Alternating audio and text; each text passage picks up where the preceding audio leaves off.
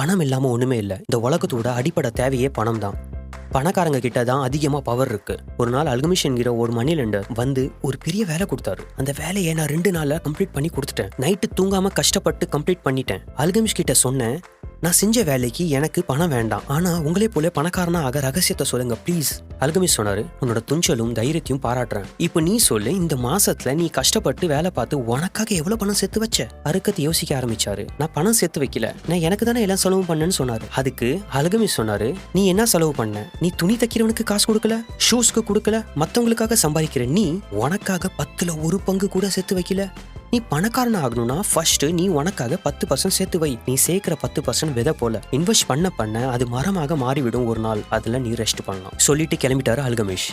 அதுக்கு பிறகு அல்கமிஷ் சொன்ன மாதிரி நானும் மாசம் 10% சேர்த்து வைக்க ஆரம்பிச்சிட்டேன். என்னோட வீண் செலவும் குறைச்சிட்டேன். 1 வருஷம் கழிச்சு அல்கமிஷ் வந்து கேட்டாரு,